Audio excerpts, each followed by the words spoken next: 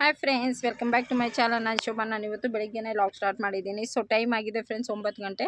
So ಇವತ್ತು ಅಂಗಡಿ cleaning ಮಾಡೋದ್ರ ಮೂಲಕ ಲಾಗ್ನ ಸ್ಟಾರ್ಟ್ ಮಾಡ್ತಾ ಇದ್ದೀನಿ. ಸೊ ಇವತ್ತು ಐಟಮ್ ಬರುತ್ತೆ. ಸೊ ಹೇಗೋ ಪೂರ್ತಿ ಐಟಮ್ಗಳು ಖಾಲಿ ಆಗಿದೆ ಅಲ್ವಾ. ಸೊ ಹಾಗಾಗಿ ಎಲ್ಲ ಕ್ಲೀನ್ ಮಾಡಿಬಿಟ್ಟು ಸೋಪ್ ಬರುತ್ತೆ, ಜ್ಯೂಸ್ಗಳು ಬರುತ್ತೆ. ಸೊ ಬಿಸ್ಕೆಟ್ ಏನು ಬರೋಲ್ಲ ಇವತ್ತು, ಆಲ್ಮೋಸ್ಟ್ ಇದೆ ಬಿಸ್ಕೆಟು.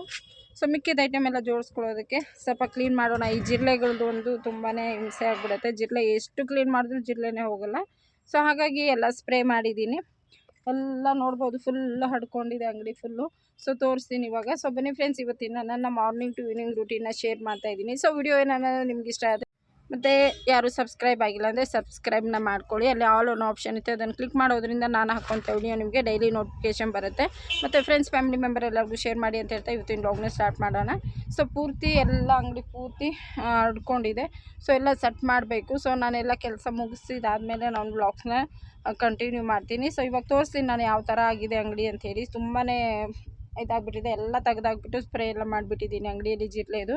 ಸೊ ಹಾಗಾಗಿ ಅವಾಗವಾಗ ಏನು ಐಟಮ್ ಖಾಲಿ ಆಗುತ್ತೋ ಅಲ್ಲಿಂದೆಲ್ಲ ಕ್ಲೀನ್ ಮಾಡ್ಕೊಳ್ಳೋದು ನಾನು. ಸೊ ಆ ಥರ ಇರುತ್ತೆ. ಸೊ ಇನ್ನು ಮಕ್ಕಳೆಲ್ಲ ಇವತ್ತಿಂದ ಸ್ಕೂಲ್ ಮಂಡೇ ಅಲ್ವಾ. ಸೊ ಹಾಗಾಗಿ ಎಲ್ಲ ಸ್ಕೂಲ್ಗೆ ಹೋಗ್ತಾ ಇದ್ದಾರೆ. ಚೇತು ಹುಷಾರಿಲ್ಲ ಅಂಥೇಳಿ ನಾನು ಹೋಗಲ್ಲ ಅಂಥೇಳಿ ಫೋನ್ ಮಾಡಿದ್ದ. ಸೊ ಬನ್ನಿ, ಅವ್ರು ಬಂದ ಮೇಲೆ ಮತ್ತೆ ಲಾಗ್ಸ್ನ ಕಂಟಿನ್ಯೂ ಮಾಡೋಣ, ಓಕೆನಾ. ಇಂದಾನೆ ಎಂಟ್ರೀಸಿಂದಾನೆ ತೋರಿಸ್ತೀನಿ, ನೋಡ್ಬೋದು ನೀವು. ಸೊ ಇಲ್ಲಿಂದ ಫುಲ್ಲು ಅಂಗಡಿ ಫುಲ್ ಹಡ್ಕೊಂಡಿದೆ ನೋಡಿ.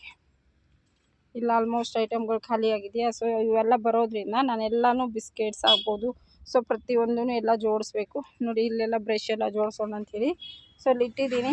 ಇಲ್ಲಿ ನೋಡಿ ಸೋಪ್ ಇಡೋ ಅಂಥ ಜಾಗ, ಸೋಪ್ ಕೂಡ ಬರುತ್ತೆ. ಈ ಜಿರಳೆಯಿಂದ ನೋಡಿ ಇಷ್ಟೆಲ್ಲ ಗಲೀಜಾಗುತ್ತೆ. ಸೊ ಎಲ್ಲ ನಾನು ಆಲ್ಮೋಸ್ಟು ಸ್ಪ್ರೇ ಮಾಡಿ ಬಿಟ್ಟಿದ್ದೀನಿ. ಇವಾಗೆಲ್ಲ ಬೇಗನೆ ಕ್ಲೀನ್ ಮಾಡ್ಕೋಬೇಕು ನೋಡಿ. ಇನ್ನು ಇಷ್ಟು ಬಾಕ್ಸ್ಗಳು ಖಾಲಿ ಮಾಡಿದ್ದೀನಿ, ಆಮೇಲೆ ತೋರಿಸ್ತೀನಿ ನಾನು ಯಾವ ಥರ ಇದೆ. ಇವಾಗ ಸದ್ಯಕ್ಕೆ ನೋಡಿ ಈ ಥರ ಇದೆ ಆಯಿತಾ. ಫುಲ್ ಎಲ್ಲ ಅದರ ಜಾಗಕ್ಕೆ ಸೆಟ್ ಮಾಡಿ ಮತ್ತೆ ಲಾಗ್ಸ್ನ ಕಂಟಿನ್ಯೂ ಮಾಡೋಣ. ATM लिया कहाँ जाओ इधर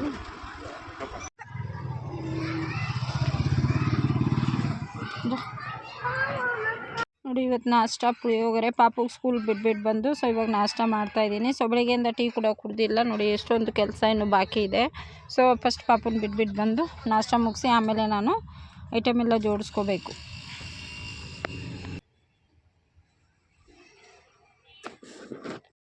ಇನ್ನೆಲ್ಲ ಸ್ಪ್ರೇ ಮಾಡಿದ್ನಲ್ವ, ಹಾಗೆ ಒಂದೊಂದೇ ಐಟಮ್ಗಳನ್ನ ಖಾಲಿಯಾಗಿರೋದೆಲ್ಲ ಜೋಡಿಸ್ಕೋತಾ ಇದ್ದೀನಿ. ಸೊ ಬ್ರಷ್ ಬಂದು 2 ವಾರ ಆಗಿತ್ತಲ್ಲ, ಸೊ ಅದನ್ನು ಜೋಡಿಸಿರಲಿಲ್ಲ, ಇನ್ನೂ ಹಳೇದಿತ್ತು, ಅದನ್ನು ಖಾಲಿ ಮಾಡಿ ಸೊ ಇವಾಗ ಹೊಸ್ದಾಗಿ ಏನು ಬಂತು ಸೊ ಅದನ್ನೆಲ್ಲ ನೀಟಾಗಿ ಜೋಡಿಸ್ಕೋತಾ ಇದ್ದೀನಿ ಒಂದು ಹತ್ರ. ಸೊ ಜಿರಳೆಗಳಿಂದ ಒಂದು ಸ್ವಲ್ಪ ಬೇಜಾರು. ಎಷ್ಟು ಕ್ಲೀನ್ ಮಾಡಿದ್ರೂ ಕ್ಲೀನ್ ಅಂತಲೇ ಅನಿಸೋದಿಲ್ಲ.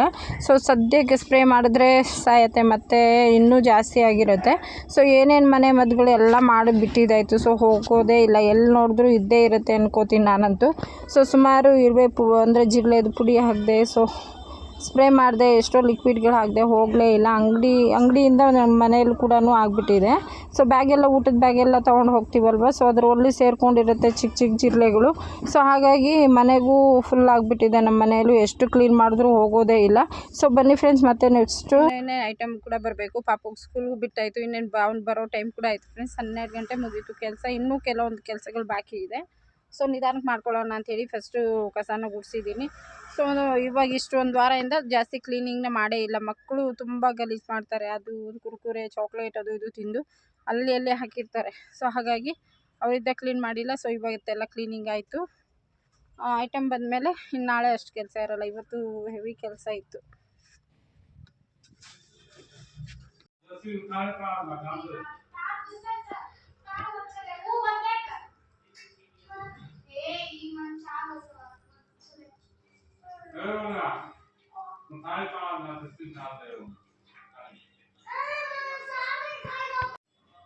ಸೊ ಅಂಗಡಿಯಿಂದ ಬಂದು ಸೊ ಸ್ನಾನ ಎಲ್ಲ ಮುಗಿಸಿ ಫ್ರೆಂಡ್ಸ್, ಆಚೆ ಎಲ್ಲ ರಂಗೋಲಿ ಎಲ್ಲ ಹಾಕ್ಬಿಟ್ಟು ಬಂದು ಸೊ ಇವಾಗ ಪೂಜೆ ಕೂಡ ಮುಗಿಸ್ಕೊಂಡೆ.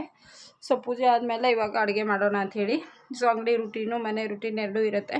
ಮತ್ತು ಪಾಪು ಸ್ಕೂಲ್ ಕಳಿಸ್ತೀನಲ್ವ, ಸೊ ಆ ರೂಟೀನು ಇದೇ ವ್ಲಾಗ್ಸಲ್ಲಿ. ಸೊ ಏನು ಮಾಡ್ತೀನಿ ಮತ್ತೆ ಬನ್ನಿ ಇವಾಗ ಅಡುಗೆ, ನೈಟ್ ಅಡುಗೆಗಂದರೆ ಚಪಾತಿ ಇದೆ. ಹಾಗೆಯೇ ಚಪಾತಿ ಬಿಸಿ ಮಾಡಿಕೊಂಡು ಅದ್ರ ಮೇಲೆ ಬೆಂಡೆಕಾಯಿ ಪಲ್ಯ ಬೆಂಡೆಕಾಯಿ ಸಾರು ಮಾಡ್ತೀನಿ. ನಾಳೆ ಬೆಳಿಗ್ಗೆಗೂ ಆಗಬೇಕು ಮತ್ತು ಇವಾಗ ನೈಟ್ಗೂ ಆಗಬೇಕು. ಸೊ ಆ ಥರ ಸಾರನ್ನ ಮಾಡ್ಕೋತೀನಿ. ಸೊ ಬನ್ನಿ ಇವಾಗ ಬೆಂಡೆಕಾಯಿ ಸಾಂಬಾರನ್ನ ಯಾವ ರೀತಿ ಮಾಡ್ಕೊಳ್ಳೋದು ಸಿಂಪಲ್ ಮಸಾಲೆ ಇಟ್ಟು ಮಾಡ್ತೀನಿ, ತುಂಬಾ ಟೇಸ್ಟ್ ಇರುತ್ತೆ. ಸೊ ಬನ್ನಿ ನಮ್ಮ ಮನೇಲಿ ನಾನು ಯಾವ ಥರ ಬೆಂಡೆಕಾಯಿ ಸಾರನ್ನ ಮಾಡ್ಕೋತೀನಿ ಅಂತ ಹೇಳಿ ಸೊ ಇವತ್ತಿನ ಬ್ಲಾಗ್ಸಲ್ಲಿ ಶೇರ್ ಮಾಡ್ತೀನಿ, ಓಕೆನಾ. ಸೊ ಬನ್ನಿ.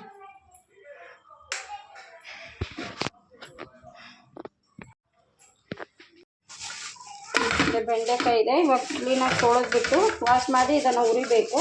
ಫಸ್ಟ್ ನೀಟಾಗಿ ವಾಶ್ ಮಾಡ್ಕೊಳ್ಳೋಣ ಇದನ್ನು. ಇವಾಗ ತುಂಬ ಚೆನ್ನಾಗಿರುತ್ತೆ ಬೆಂಡೆಕಾಯಿ ಸಾರು. ಸೊ ಬನ್ನಿ ಇದನ್ನೆಲ್ಲ ನೀಟಾಗಿ ವಾಶ್ ಮಾಡ್ಕೊಳ್ಳೋಣ ಫಸ್ಟ್.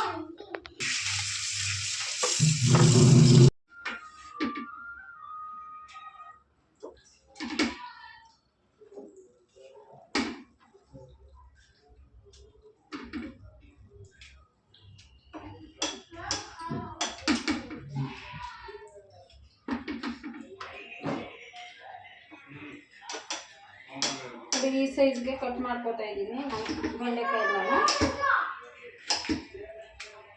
ಸೊ ಕ್ಲೀನಾಗಿ ವಾಶ್ ಮಾಡಿ ಕಟ್ ಮಾಡಬೇಕು.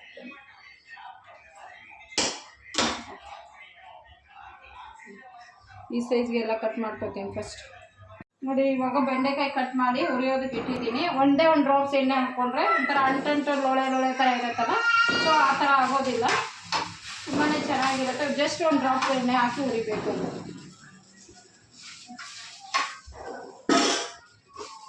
ಅಷ್ಟೇ ಲೈಟಾಗಿ ಹುರ್ಕೊಂಡಿದ್ದೀನಿ, ಸಾಕು. ಇವಾಗ ಮಸಾಲೆಗೆ ರೆಡಿ ಮಾಡ್ಕೊತೀನಿ ಫಸ್ಟು. ಸ್ವಲ್ಪ ಲೈಟ್ ಕಲರ್ ಬರೋವರೆಗೂ ಒಂದೇ ಒಂದು ಡ್ರಾಪ್ಸ್ ಎಣ್ಣೆ ಹಾಕಿ ಹುರ್ಕೊಂಡ್ರೆ ತುಂಬಾ ಚೆನ್ನಾಗಿರುತ್ತೆ ಸಾಂಬಾರು. ಸೊ ಮಸಾಲೆ ನೋಡ್ಕೊಳ್ಳೋಣ ಇವಾಗ. ನೋಡಿ ಇವತ್ತು ಸಿಂಪಲ್ ಮಸಾಲೆನ ನೋಡ್ಕೊಳ್ಳೋಣ. ಸೊ 2 ಆ್ಯಪಲ್ ಟೊಮ್ಯಾಟೊ ತೊಗೊಂಡಿದ್ದೀನಿ, ಅಂದರೆ ಫಾರಮ್ ಟೊಮ್ಯಾಟೊ, ಒಂದು ಸ್ವಲ್ಪ ಚಕ್ಕೆ, 1-2 ಮೆಣಸುಕಾಳು, ಸ್ವಲ್ಪ ಗಸಗಸೆ, ಕಸ್ತೂರಿ ಮೇಥಿ ಇದ್ದರೆ ಹಾಕ್ಕೊಳ್ಳಿ, ಇಲ್ಲ ಸ್ಕಿಪ್ ಮಾಡ್ಬೋದು. ಮತ್ತು ಧನಿಯಾ ಪುಡಿ ಒಂದು 1/2 ಸ್ಪೂನ್ ಆಗುವಷ್ಟು, ಒಂದು 4-5 ಹೆಸರು ಬೆಳ್ಳುಳ್ಳಿ, ಇಷ್ಟು ಹುಣಸೆಹಣ್ಣು ತೊಗೊಂಡಿದ್ದೀನಿ, ಸ್ವಲ್ಪ ಶುಂಠಿ, ಮತ್ತು ಅರ್ಧ ಕಾಯಿ, ಅಂದರೆ ಕಾಯಿ ಸ್ವಲ್ಪ ಕಾಯಿ ತೆಂಗಿನಕಾಯಿ ಸ್ವಲ್ಪ ಜಾಸ್ತಿ ಹಾಕಿದ್ರೆ ಹಸಿ ಕೊಬ್ಬರಿ ಸಾರು ತುಂಬಾ ಟೇಸ್ಟಿ ಆಗುತ್ತೆ. ಮತ್ತು ಸ್ವಲ್ಪ ಕೊತ್ತಂಬರಿ, ಒಂದೇ ಒಂದು ಈರುಳ್ಳಿಯಲ್ಲಿ ಅರ್ಧ ಈರುಳ್ಳಿ ಹಾಕ್ಕೋತಾ ಇದ್ದೀನಿ. ಸೊ ಬನ್ನಿ ಇದನ್ನೆಲ್ಲ ನೀರು ಹಾಕಿ ಸ್ವಲ್ಪ ರುಬ್ಕೊಬರೋಣ. ಇಲ್ಲಿ ಒಗ್ಗರಣೆಗೆ 1-2 ಟೇಬಲ್ ಸ್ಪೂನ್ ಅಷ್ಟು ಎಣ್ಣೆ ಹಾಕಿ ಒಣಗಿದ ಮೆಣಸಿನ್ಕಾಯಿ 1-2 ಹಾಕಿದ್ದೀನಿ. ಇಲ್ಲಿ ಸಾಸಿವೆ, ಜೀರಿಗೆ, ಕರಿಬೇವು, ಒಂದು ಅರ್ಧ ಈರುಳ್ಳಿ, ಅರ್ಧದಿಂದ ಸ್ವಲ್ಪ ಕಡಿಮೆನೇ ಇದೆ,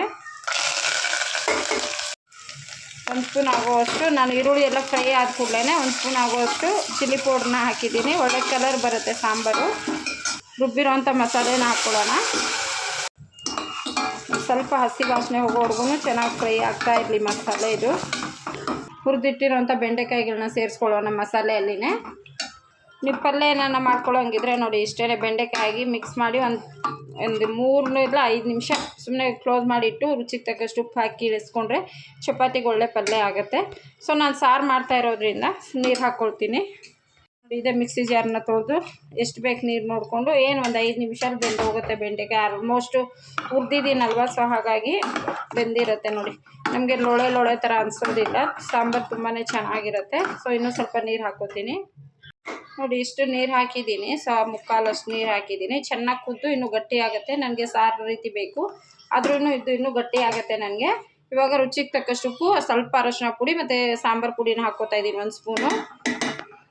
ಸೊ ಇಷ್ಟನ್ನು ಹಾಕಿ ಚೆನ್ನಾಗಿ ಮಿಕ್ಸ್ ಮಾಡಿ ಸ್ವಲ್ಪ ಬೇಯಿಸ್ಕೊಂಡ್ರೆ ಆಯ್ತು. ಕರೆಕ್ಟಾಗಿ ಒಂದು 5-10 ನಿಮಿಷ ಒಳಗಡೆ ನಮಗೆ ಸಾರು ಅನ್ನೋದು ರೆಡಿ ಆಗುತ್ತೆ. ಸೊ ಬೆಂಡೆಕಾಯಿ ಸಾರು ತುಂಬಾ ಟೇಸ್ಟಿ ಇರುತ್ತೆ. ಈ ರೀತಿ ಮಾಡ್ಕೊಂಡು ನೋಡಿ, ಎಷ್ಟು ಟೇಸ್ಟಿಯಾಗಿರುತ್ತೆ. ಪಲ್ಯಗಿಂತ ಈ ಸಾರೇ ತಿಂತಾ ಇರಬೇಕು, ಆ ಥರ ಅನ್ನದ ಮೇಲಂತೂ ಸೂಪರಾಗಿರುತ್ತೆ.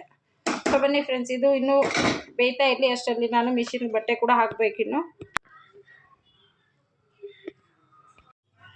ಸಾಂಬಾರು ಚೆನ್ನಾಗಿ ಕುದೀತಾ ಇದೆ, ಕುದೀಲಿ. ಅಷ್ಟರಲ್ಲಿ ನಾನು ಇಲ್ಲಿ ಖಾರದ ಪುಡಿ ಎಲ್ಲ ನಮ್ಮಮ್ಮ ಊರಿಂದ ಯಾವಾಗ ಕೊಟ್ಟಿದ್ರಲ್ಲ, ಸೊ ಅದನ್ನು ತೆಗಿಬೇಕು. ಡಬ್ಬಕ್ಕೆ ಎತ್ತಿಕೊಳ್ತೀನಿ, ಮಿಕ್ಕಿದೆಲ್ಲ ಮತ್ತೆ ನೀಟಾಗಿ ಪ್ಯಾಕ್ ಮಾಡಿ ಸೊ ಎತ್ತಿಕೊಳ್ತೀನಿ ನಾನು. ಸೊ ನೋಡ್ಬೋದು ಫ್ರೆಂಡ್ಸ್, ನಾನು ಫುಲ್ಲು ನೋಡಿ ಇಲ್ಲಿ ಗಂಟ ಹಾಕಿದೆ ನಾನು. ಸೊ ನೋಡಿ ಬೆಂದು ನೋಡಿ ಮುಕ್ಕಾಲಾಗಿದೆ. ಸೊ ಈ ಅದಕ್ಕಿರ್ಬೇಕು ಸಾಂಬಾರು.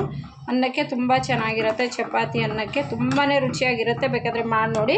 ಸೊ ತುಂಬಾ ಸುಲಭವಾಗಿ ಮಾಡ್ಕೊಳ್ಳೋದು, ಏನು ಮಸಾಲೆ ರುಬ್ಕೊಳ್ಳೋದು ಅಷ್ಟೇ ಕಷ್ಟ. ಸೊ ಕಷ್ಟ ಅಡುಗೆ ಮಾಡೋರ್ಗೆ ಏನು ಕಷ್ಟ ಅನಿಸಲ್ಲ, ಬಟ್ ಹೊಸದಾಗಿ ಕಲಿಯೋರಿಗೆ ಕಷ್ಟ ಅನಿಸ್ಬೋದು. ಬಟ್ ಎಲ್ಲ ಏನು ಇದ್ರುತ್ತೋ ಅದನ್ನು ಮನೇಲಿ ಹಾಕಿ ಮಾಡಿಕೊಂಡ್ರೆ ಬೆಂಡೆಕಾಯಿ ಸಾರು ತುಂಬಾ ರುಚಿಯಾಗಿರುತ್ತೆ, ಓಕೆನಾ. ಸೊ ನಿಮಗೆಲ್ಲ ಇಷ್ಟ ಆಯಿತು ಅಂದ್ಕೋತೀನಿ. ಸೊ ಇದೇ ರೀತಿ ಮಾಡಿ ನಿಮ್ಮ ಮನೆಯಲ್ಲೂ ಕೂಡ ಹೇಗಿತ್ತು ಅಂತೇಳಿ ಕಮೆಂಟ್ ಮಾಡಿ, ಓಕೆನಾ. ಸೊ ಬನ್ನಿ ಫ್ರೆಂಡ್ಸ್, ಇವಾಗ ಸಾಂಬಾರ್ಗಂತೂ ಇಟ್ಟಿದ್ದಾಯಿತು. ಇವಾಗ ಮಿಷಿನ್ಗೆ ಬಟ್ಟೆನ ಎಲ್ಲ ಹಾಕ್ಬಿಟ್ಟು ಬಂದುಬಿಡ್ತೀನಿ. ಮತ್ತೇನು ಊರಿಂದ ತಂದಿರೋಂಥ ಖಾರದ ಪುಡಿ ಇದೆಯಲ್ಲ, ಅದನ್ನೇನು ಡಬ್ಬಕ್ಕೆ ಹಾಕಿ ಎತ್ತಿಕೋಬೇಕು ನಾನು.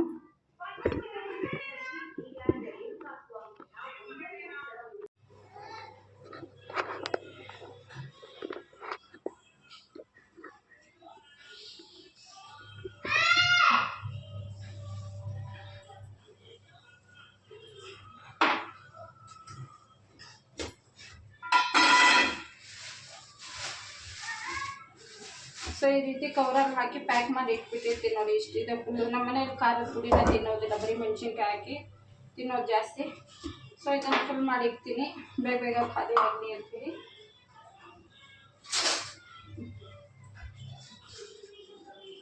ಮೊನ್ನೆನೇ ವಾಶ್ ಮಾಡಿದ್ದೆ, ಅದಕ್ಕೋಸ್ಕರ ಇವತ್ತು ವಾಶ್ ಮಾಡ್ಕೊತಾ ಇಲ್ಲ ಇದನ್ನು.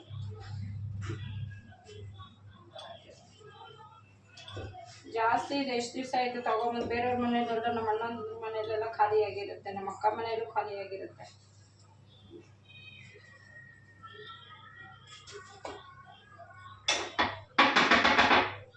ಓಕೆ ನೋಡಿ, ಇಷ್ಟು ತುಂಬಿಸಿದ್ದೀನಿ.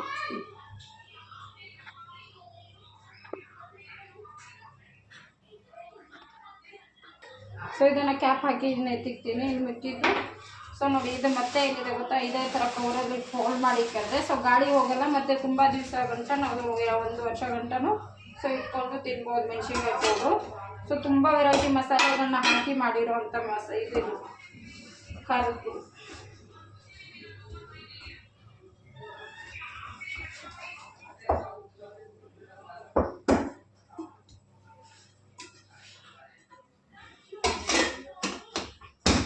ಸೊ ಎಲ್ಲ ಜಿಡ್ಡಾಗಿದೆ ಮೇಲೆ. ಸೊ ಮನೆ ಖಾಲಿ ಮಾಡುವಾಗ ಪ್ರತಿಯೊಂದು ಖಾಲಿ ವಾಶ್ ಮಾಡ್ಕೋಬೇಕು, ಅದೇ ಭಯ ಆಗ್ತಾಯಿದೆ ನನಗೆ.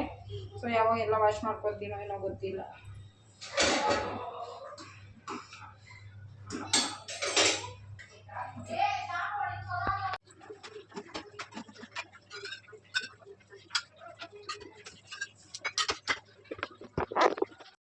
ಭಾನುವಾರ ಜಾಸ್ತಿ ಚಪಾತಿ ಮಾಡಿ ಇಟ್ಬಿಟ್ಟಿದ್ವಿ. ಸೊ ಹಾಗಾಗಿ ಮತ್ತೆ ವೇಸ್ಟ್ ಆಗುತ್ತೆ ಅಂತ ಹೇಳಿಬಿಟ್ಟು ಬೆಂಡೆಕಾಯಿ ಸಾರು ಮಾಡಿ ಸೊ ಮಸಾಲೆ ಇಟ್ಟು ಮಾಡಿದ್ನಲ್ಲ, ತುಂಬಾ ರುಚಿಯಾಗಿತ್ತು ಸಾಂಬಾರು ಮಾತ್ರ. ಸೊ ಒಂದ್ಸರಿ ಟ್ರೈ ಮಾಡಿ ನೋಡಿ, ಮತ್ತೆ ಮತ್ತೆ ಮಾಡ್ಕೋತೀರ, ಅಷ್ಟು ಚೆನ್ನಾಗಿರುತ್ತೆ ಸಾರು ರೆಸಿಪಿ. ಮತ್ತು ಚಪಾತಿ ಎಲ್ಲ ಮಾಡಿಕೊಂಡು ಅದನ್ನು ಬಿಸಿ ಮಾಡಿಕೊಂಡೆ, ಸ್ವಲ್ಪ ಎಣ್ಣೆ ಹಾಕಿ. ಮತ್ತು ಇಬ್ಬರು ಮಕ್ಳಿಗೂ ಹಾಕ್ಕೊಟ್ಟೆ, ಚೇತನ್ ಅಂಜಲಿಗೆ ಇಬ್ಬರಿಗೂ ಊಟಕ್ಕೆ ಹಾಕ್ಕೊಟ್ಬಿಟ್ಟು. ಸೊ ಆಮೇಲೆ ನಾನು ಕೂಡ ಎಲ್ಲ ಕಿಚನ್ ಹತ್ರ ಸ್ವಲ್ಪ ಕ್ಲೀನ್ ಮಾಡಿಕೊಂಡು ಎಲ್ಲ ಕ್ಲೀನ್ ಮಾಡಿಕೊಂಡೆ. ಬಾಪು ಕೂಡ ಅವಾಗೇ ತಿನ್ನಿಸ್ಬಿಟ್ಟಿದ್ದೆ, ಮೊಸರು ಹಾಕಿ ರೈಸು ತಿನ್ನಿಸಿದ್ದೆ ಅವನಿಗೆ. ಸೊ ಯಾಕಂದರೆ ಅವ್ನು ಮಧ್ಯಾಹ್ನ ಮಲಗದೇ ಇರೋ ದಿವಸ ನಾನು ಸಾಯಂಕಾಲ ಅಂಗಡಿಯಿಂದ ಬರ್ತಾನೆ ಫಸ್ಟೇ ತಿನ್ನಿಸ್ಬಿಡ್ತೀನಿ ಪಾಪುಗೆ. ಇಲ್ಲಾಂದರೆ ಒಂದೊಂದು ಸರಿ ಏನು ಮಾಡ್ತಾನೆ ಅಂದರೆ, ಊಟ ಮಾಡಿಲ್ಲ ಅಂದರೆ ಊಟ ತಿನ್ನಬೇಕಾಗತ್ತೆ ಅಂಥೇಳಿ ಬೇಗ ಮಲಗಿಬಿಡ್ತಾನೆ. ಸೊ ಹಾಗಾಗಿ ಬಂದ ಕೂಡಲೇ ಅವನಿಗೆ ಊಟನ ತಿನ್ನಿಸ್ಬಿಟ್ಟೆ ಫ್ರೆಂಡ್ಸ್. ನಾನು ಊಟನ ತಿನ್ನಿಸ್ಬಿಟ್ಟು ಆಮೇಲೆ ಮಕ್ಕಳಿಬ್ಬರಿಗೂ ಹಾಕ್ಕೊಟ್ಬಿಟ್ಟು ಸೊ ನಾನು ಕೂಡ ಸ್ವಲ್ಪ ಕಿಚನ್ ಹತ್ರ ಇರೋದೆಲ್ಲನೂ ಕ್ಲೀನ್ ಮಾಡ್ಕೊಂಡಾದಮೇಲೆ ಮಿಷಿನ್ಗೂ ಬಟ್ಟೆ ಕೂಡ ಹಾಕಿದೆ. ಅದು ನೆಕ್ಸ್ಟ್ ವ್ಲಾಗಲ್ಲಿ ಶೇರ್ ಮಾಡ್ಕೋತೀನಿ. ಸೊ ವಿಡಿಯೋ ಲಾಂಗ್ ಆಗುತ್ತೆ ಅಂತೇಳಿ ಸೊ ವಿಡಿಯೋಲ್ಲಿ ನಾನು ಆ್ಯಡ್ ಮಾಡಿಲ್ಲ. ಸೊ ನೆಕ್ಸ್ಟ್ ವ್ಲಾಗಲ್ಲಿ ಬಟ್ಟೆ ಎಲ್ಲ ಹಾಕ್ಕೊಳ್ಳೋದನ್ನು ನೆಕ್ಸ್ಟ್ ವಿಡಿಯೋಲ್ಲಿ ಶೇರ್ ಮಾಡ್ತೀನಿ. ಅದಾದಮೇಲೆ ನಾನು ಒಂದು ಮೂಲಂಗಿ ಇತ್ತು, ನಂಗೆ ಚಪಾತಿ ಮೇಲೆ ಮೂಲಂಗಿ ತಿನ್ನೋದಂದರೆ ತುಂಬಾ ಇಷ್ಟ ಆಗುತ್ತೆ. ಸೊ ಹಾಗಾಗಿ ನಾನು 2 ಚಪಾತಿ ಹಾಕ್ಕೊಂಡು ಸೊ ಸಾಂಬಾರು ಜಾಸ್ತಿ ಹಾಕ್ಕೊಂಡು ಸೊ ಊಟನ ಮಾಡಿಕೊಂಡೆ. ತುಂಬಾ ಚೆನ್ನಾಗಿತ್ತು ನಿಜವಾಗ್ಲೂ. ಒಂದು ಟಿ ವಿ ನೋಡ್ತಾ ತಿಂದ್ಬಿಟ್ಟು ಸೊ ಮಲ್ಕೊಂಡ್ವಿ. ಸೊ ನನ್ನ ಇವತ್ತಿನ ಬ್ಲಾಗ್ಸ್ ನಿಮಗೆಲ್ಲ ಇಷ್ಟ ಆಯಿತು ಅನ್ಕೋತೀನಿ. ಇಷ್ಟ ಆದರೆ ಲೈಕ್ ಮಾಡಿ, ಶೇರ್ ಮಾಡಿ, ಕಮೆಂಟ್ ಮಾಡಿ. See you in the next blog. Thank you.